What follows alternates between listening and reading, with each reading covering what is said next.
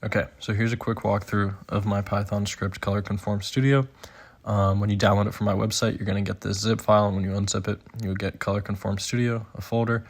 The user guide's in here, this group of DRXs, and the Python script, and then I made a quick double-clickable just command, so you don't have to go to the directory in your terminal and do all that if you don't want to.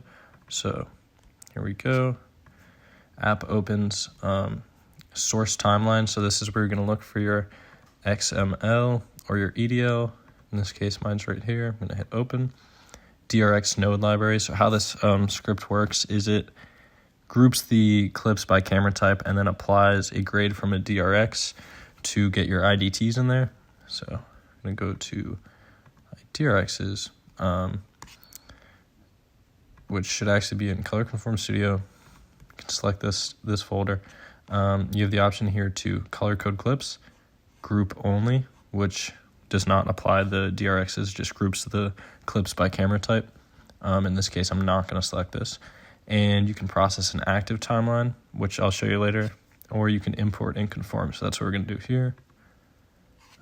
See how quickly it does that. Imports the XML, and it has now grouped them by camera type.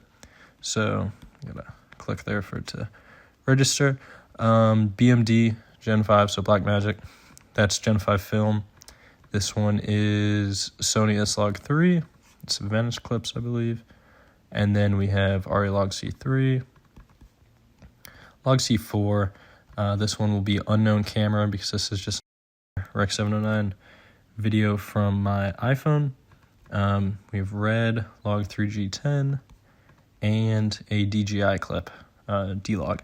So as you can see, it has imported the clips, color-coded them, groups them, and it applies the IDT, the appropriate one. So this one's Blackmagic Video Gen 5, or Film Event Gen 5.